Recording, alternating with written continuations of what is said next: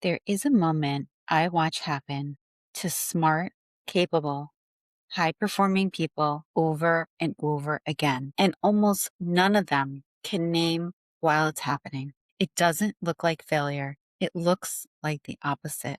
They're working harder, learning faster, saying yes to everything. Staying visible, staying busy, staying ahead of whatever new tool or reorg or initiative just landed on their desk. And underneath all of that motion, something quieter is happening. They're starting to wonder if the version of them that used to be enough still is. That question doesn't show up in a performance review. Nobody puts it on a slide, but it is, without exaggeration, the single most common thing I hear in coaching rooms with executives, founders, and senior leaders across every industry I work in. Today, I want to name that pattern out loud, give you the language for it, and hand you a framework I use with real leaders to work through it. Because once you see this trap, you cannot unsee it. And once you can't unsee it, you can finally do something about it.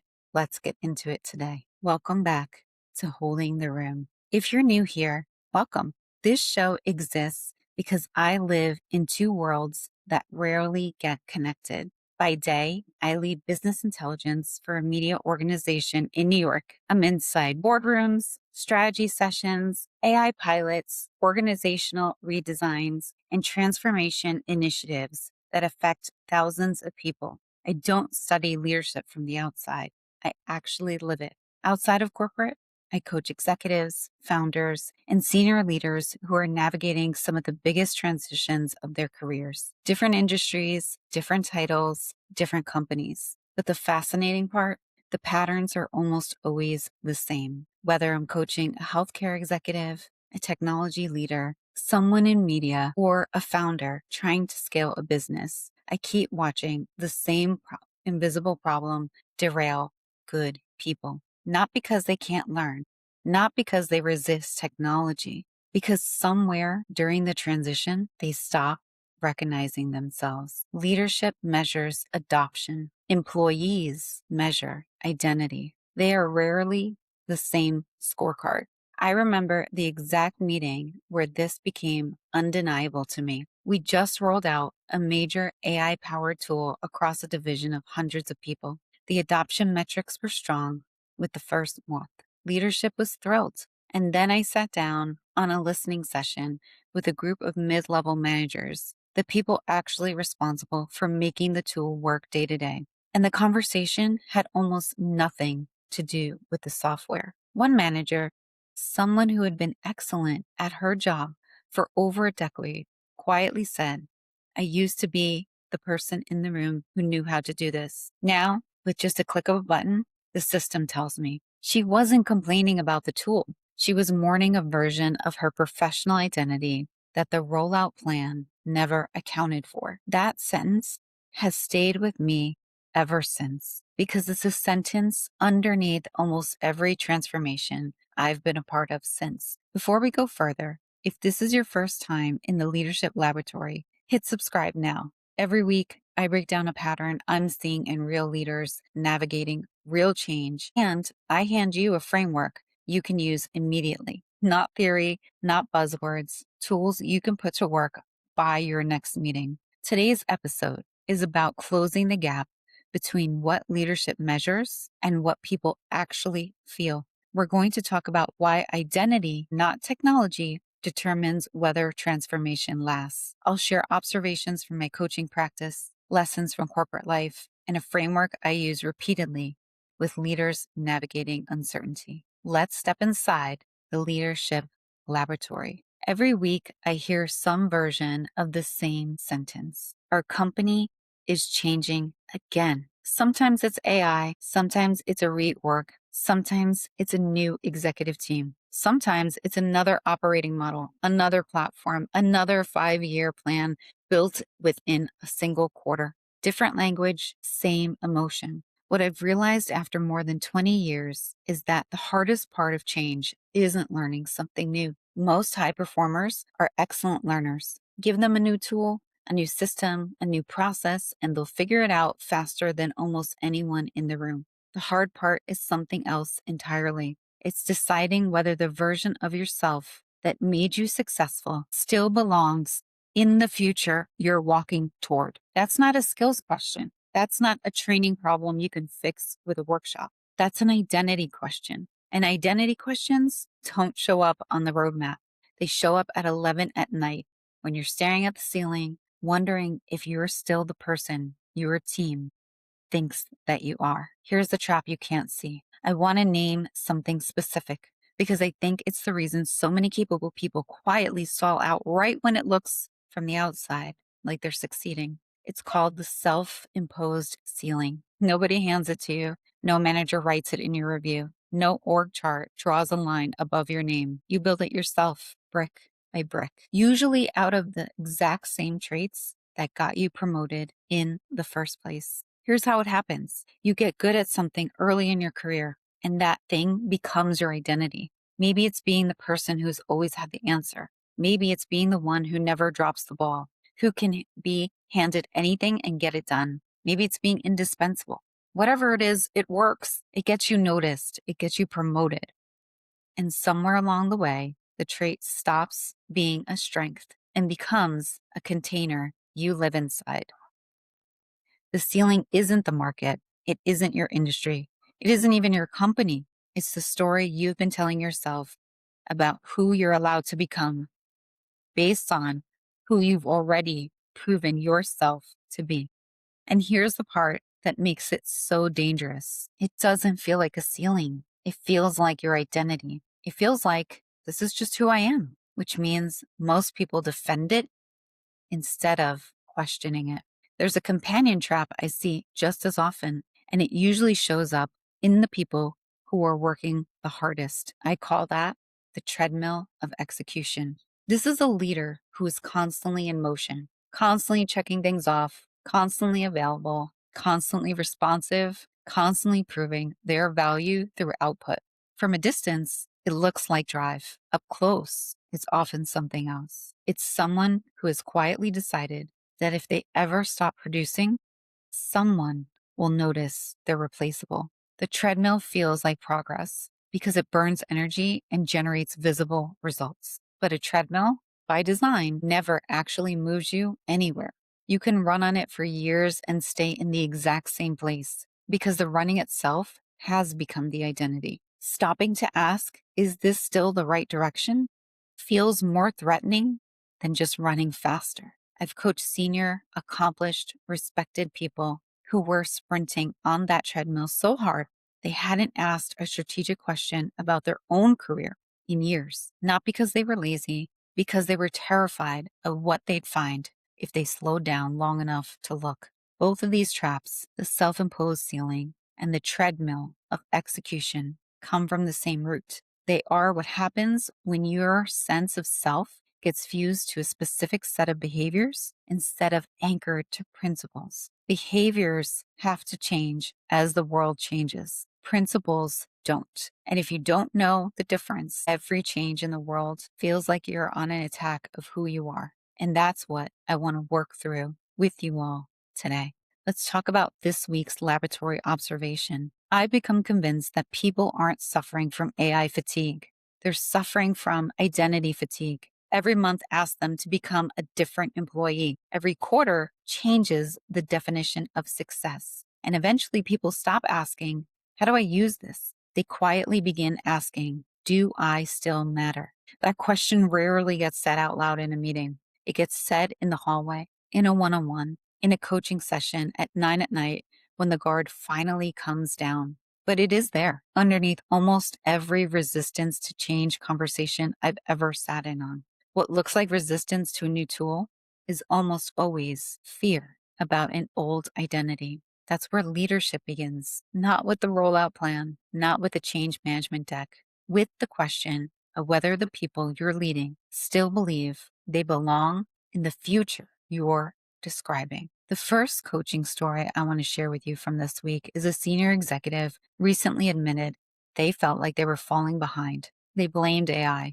For weeks, every conversation we had circled back to the same complaint. The tools were moving too fast. The younger analysts on the team seemed to pick up new platforms overnight. This person, someone with 2 decades of hard won experience, felt like they were suddenly starting over. And after listening for a while, I realized the technology wasn't the issue. For years, this person had built a career on being the one with the answers. In every meeting, in every crisis, every strategic pilot, they were the person the room turned to. That had become inseparable from their sense of worth. Being the answer person wasn't just what they did, it was who they believed themselves to be. Now, answers were everywhere. A junior analyst with the right prompt could produce in 10 minutes what used to take this executive a full day of expertise to generate. And if being the answer person was your entire identity, watching answers become a commodity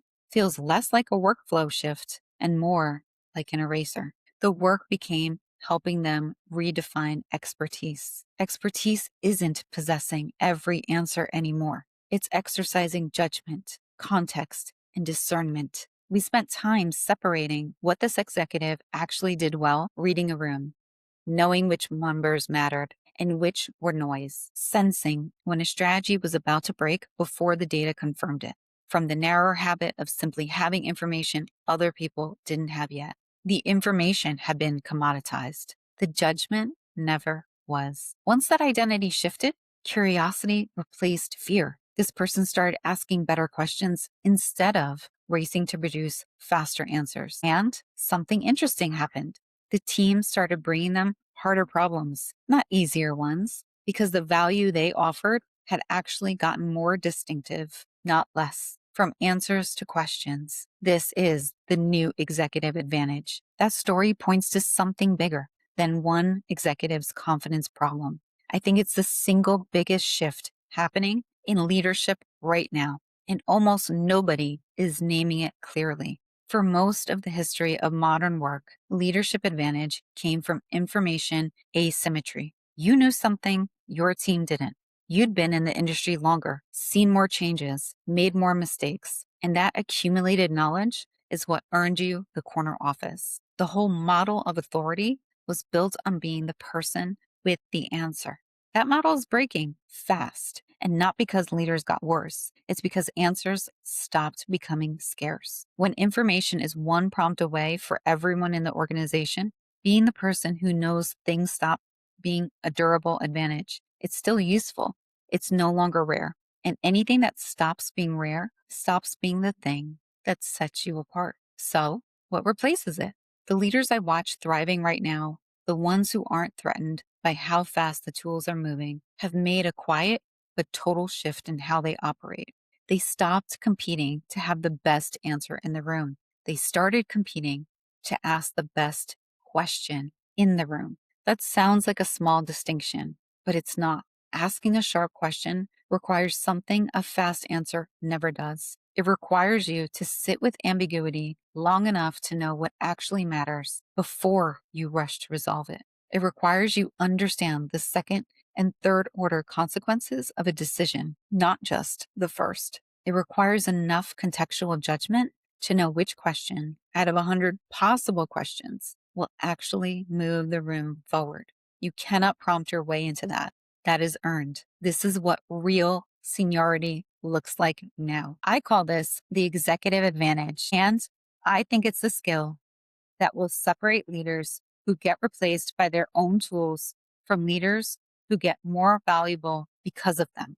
The answer givers are becoming a commodity. The question askers, the ones who can walk into a room full of noise and ask the one thing nobody else thought to ask, are becoming irreplaceable. If you take one thing from this episode and use it tomorrow, let it be this. In your next meeting, resist the urge to be the fastest person to a conclusion. Ask the question instead that slows down the room, and watch what happens to how people see you. I want to examine what I call the velocity paradox. Technology now moves faster than people can psychologically process. Organizations celebrate speed.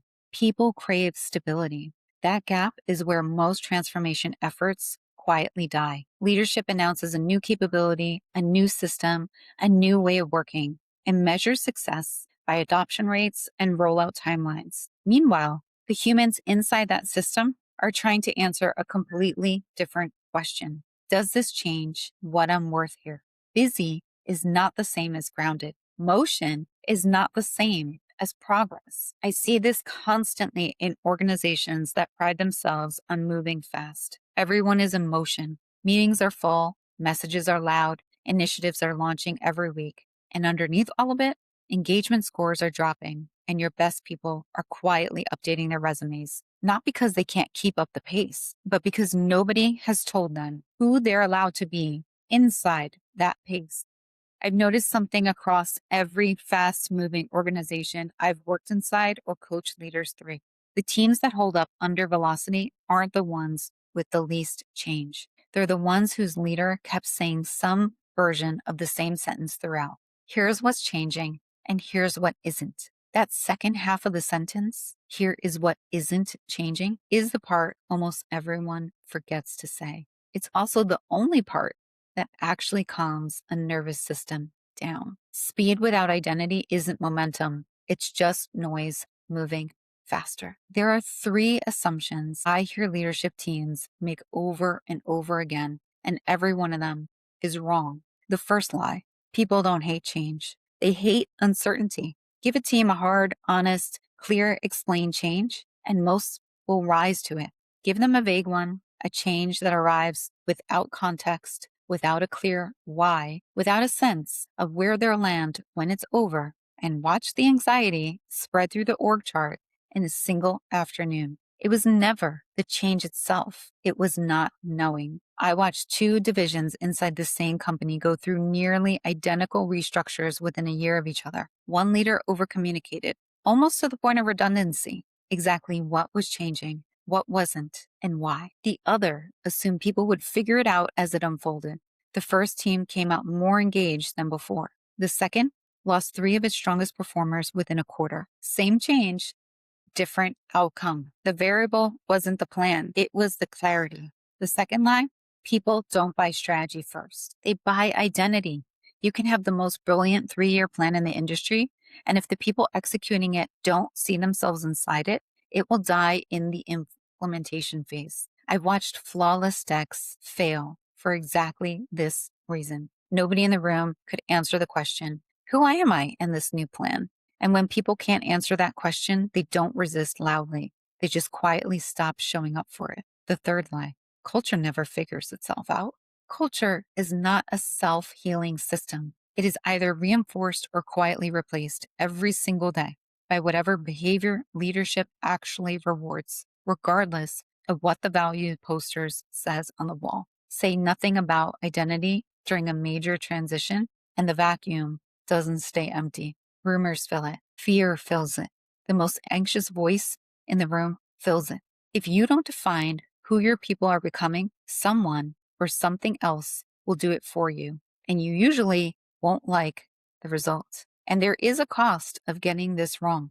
Let's talk about what happens when none of this gets addressed, because I don't think leaders always connect the dots between identity fatigue and the outcomes they're already tracking on a dashboard somewhere. It doesn't show up as a single dramatic resignation. It shows up quieter than that. A high performer who used to raise their hand for the hard project stops raising their hand. A leader who used to challenge a bad decision in the room starts going along with it instead. Someone who used to stay late because they cared starts leaving at 5 because caring stopped feeling worth it. None of that gets captured in a turnover report until months later when the person finally leaves, and by then, the organization tells itself a story about compensation or culture fit or the market being competitive right now. Rarely does anyone go back and ask the real question: at what point did this person stop believing they still belonged here? I've sat in enough exit interviews, formal and informal, to tell you the real reason rarely makes it into the paperwork. People don't usually leave because the work changed. They leave because they stopped being able to see themselves inside the work. This is the business case for everything we're talking about today. Identity isn't a soft topic you address after the real strategy work is done. It is the real strategy work. Get it right, and you keep your best people through the hardest transitions. Get it wrong, and you'll be recruiting to replace people you never needed to lose in the first place. I want to examine the identity anchoring framework of my work. This is the part of the episode I get asked to repeat the most. So I want to slow down and actually walk through it properly, because a framework you can't apply isn't really worth much. I call it the identity anchoring framework, and it has 4 stages: archive, anchor, adapt, and accelerate. Archive: remember what built trust. Before you can decide what to keep and what to release, you have to actually know what got you here, not the vague version, the specific version. What did people trust you for before all of this change started? What behaviors, what habits, what track record earned you credibility you're standing on right now, today? Most leaders skip this step because it feels like looking backward when everyone's telling them to look forward. But you cannot anchor an identity you haven't first taken the time to name. Anchor: separate principles from practices. This is the single most important move in the entire framework, and it's the one almost nobody does on their own. A principle is a belief. A practice is a behavior built to express that belief inside a specific set of conditions. The problem is that most people never separate the two. So when the conditions change and the old practice stops working, it feels like the principle failed, or worse, like they failed. Take that first executive from earlier. Her practice was being the person with the fastest answer. Her principle underneath that practice was something like, I earn trust by being reliably valuable in a crisis. The practice had to change. The principle didn't have to move an inch. Once she could see the difference, she wasn't losing her identity to AI. She was translating it. Ask yourself that question about your own career right now. What is the principle, and what is just the practice you've built to express it 5 years ago? They are probably not the same thing, and confusing them is exactly what makes change feel like erasure instead of evolution. Adapt. Modernize without drifting from your identity. Once you know your principles, adaptation stops being terrifying. It becomes a design problem instead of an identity crisis. You're not asking, do I have to become a different person? You're asking, what is the new practice that expresses the same principle in this new environment? And that's a completely different question. And it's one you can actually answer with confidence instead of dread. Accelerate. Let technology amplify your strengths instead of replacing them. This is the payoff stage, and it's the one leaders rarely get to because they're stuck fighting through their stage 3. Once you've anchored to a principle instead of practice, the new tools stop feeling like a threat to who you are. They become instruments. The same technology that felt like it was erasing your value becomes the thing that lets you express that value faster, at greater scale, with less friction. Acceleration is only safe once you know exactly what you're accelerating. Archive what built trust. Anchor to principle. Adapt the practice. Accelerate with the tools. Now that order matters. Skip a step and the whole thing will collapse. Another leader couldn't understand why delegation never worked. He read books, he understood theory, he knew intellectually that a good leader builds other leaders instead of doing everything themselves. And yet every time he tried to hand something off meaningful, he found himself pulled back within days, rewriting the deliverable, jumping into the thread, just clarifying in ways that quietly took the project back. Eventually, we uncovered the real issue. Being indispensable had become part of their identity. Somewhere early in his career, being the one who could be counted on for anything, the one who never let something fail, had become the entire foundation of his professional self-worth. Delegation wasn't just a management technique to him. It was a threat to the story he told himself about why he mattered. The organization didn't need a better workflow. The leader needed a better definition of leadership. We worked through what leadership actually meant to him, separate from being needed. It was uncomfortable. There's a real grief in realizing that a trait you were proud of, your reliability, your willingness to catch every ball, has quietly become the thing holding your team back. But once he could name it, he could choose differently. Leadership isn't rescuing. Leadership is creating more leaders. Within a few months, 2 people on his team who had been coasting were suddenly making decisions he used to make himself. Not because he trained them differently, but because he'd finally stopped needing to be the one who caught everything. And that gave them room to be what they could be, to grow. Hey, just a quick ask. If this episode is landing for you, this is exactly the kind of pattern I break down every week inside the Leadership Laboratory. Hit subscribe so you don't miss the next one. And if there's a moment so far that's hit close to home, drop it in the comments. I read every one, and honestly, some of the best coaching stories I share on this show started as a comment. Some of the most revealing moments of my career never happened during the town hall. They happened in the hallway afterwards. That's where people whispered questions that didn't feel publicly safe. Not about software, but about belonging. I've stood in that hallway more times than I can count, on both sides of it, as the person being asked and as the person quietly wondering the same thing myself. Is there still a place for someone like me here? It's rarely phrased directly like that. It usually comes out as a question about a tool or a process or a reorg. But if you listen underneath it, it's almost always the same question about belonging. Whenever leaders clearly connected the future to the organization's identity, people leaned in. They asked better questions. They volunteered for pilot programs instead of quietly waiting to see how things shook out. Whenever identity was left undefined, rumors filled the vacuum. And the best people, the ones with the most options, were usually the first to start looking elsewhere. If you're leading a team through a change right now, that hallway conversation is happening, whether you're in it or not. The only choice you actually have is whether you're the one who's shaping it. I coached someone preparing for a significant promotion. Technically, they were ready. Leadership already knew they were capable.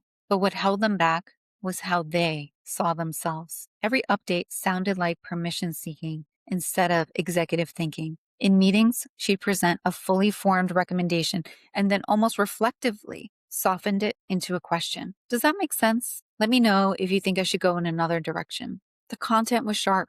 The framing gave everyone in the room permission to overrule her, including people with less context than she had. We spent our sessions working on something that had nothing to do with her competence and everything that had to do with her identity. She had been rewarded early in her career for being agreeable, for checking in, for making sure everyone felt consulted. And that had served her well as an individual contributor. But as a senior leader, being considered for an executive seat, that same behavior read as uncertainty. Once they embraced the identity of a strategic leader, everything else followed. She stopped asking if her recommendations made sense and started stating them, then inviting genuine debate rather than approval. The shift in language was subtle. The shift in how the room responded was not.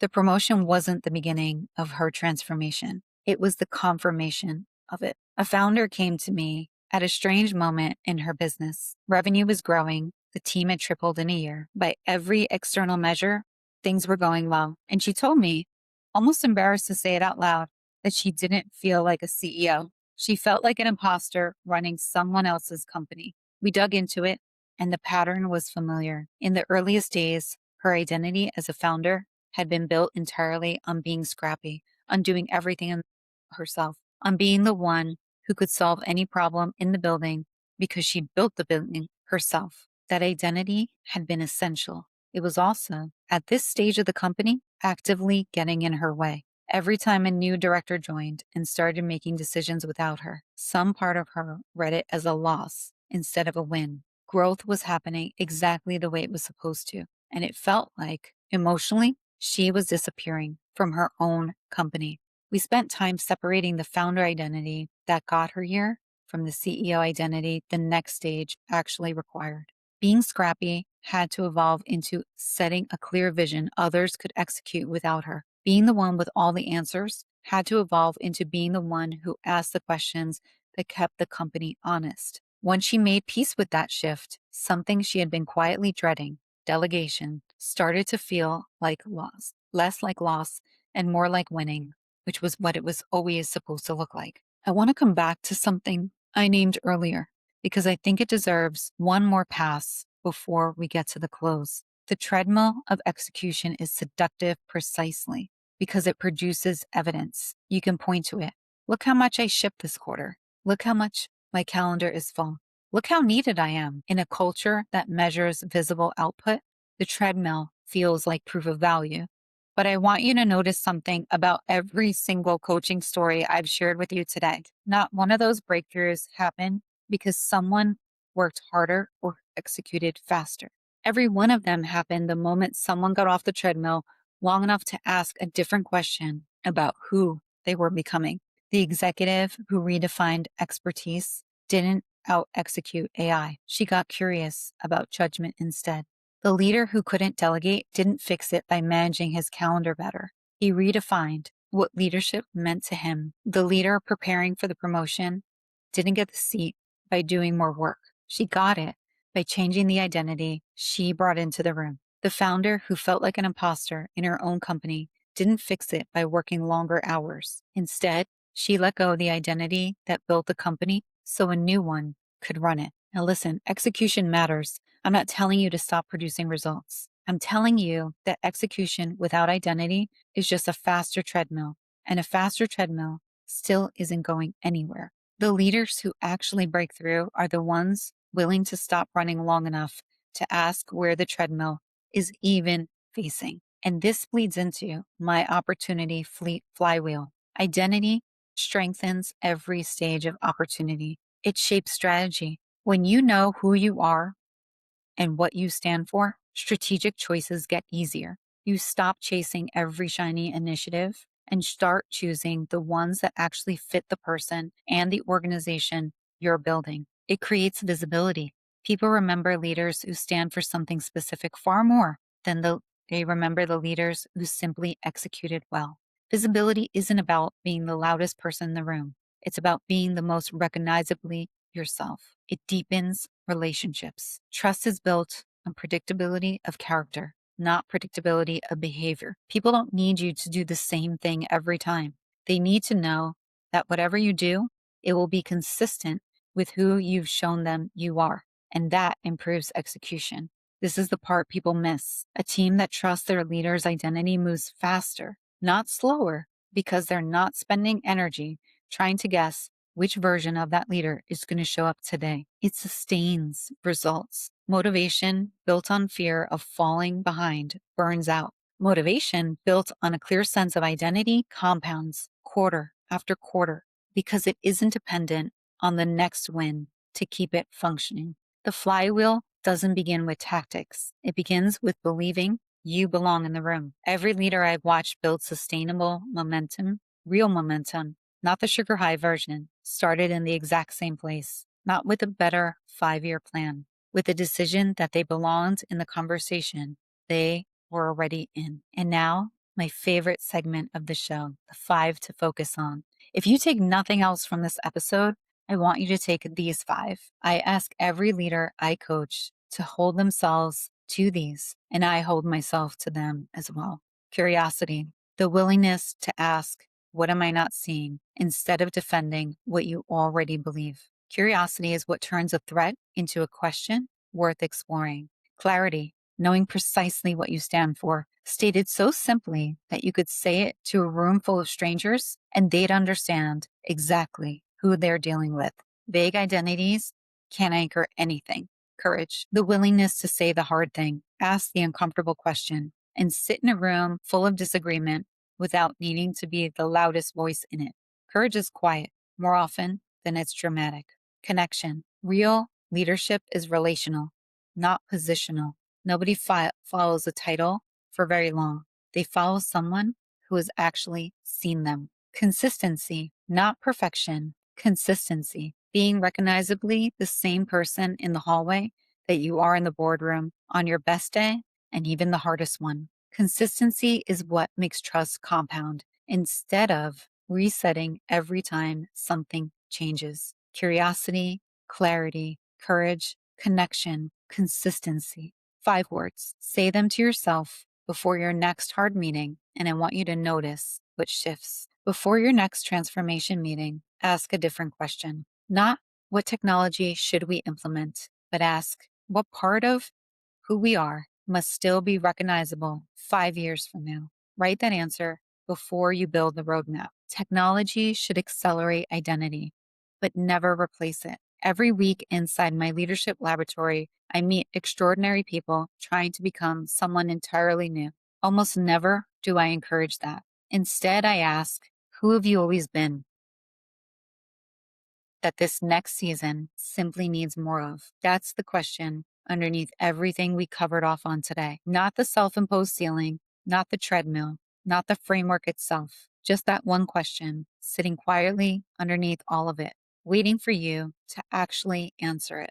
If this episode helped you name something you've been feeling but couldn't quite put words to, that's exactly what the show is for. And it's exactly why I need your help getting it in front of more leaders who need to hear it. Hit subscribe if you haven't. Leave a comment with one idea that hit the hardest. And if you know a leader in your life who is quietly running on that treadmill right now, please send them this episode. Sometimes the most useful thing you can do for someone is hand them the language for what they're already been feeling. Next week, we're going deep on a question I get asked constantly in sessions. How do you build trust with a team fast when you don't have years to earn it the old way? That episode is going to challenge some assumptions, so make sure you're subscribed and you don't miss it.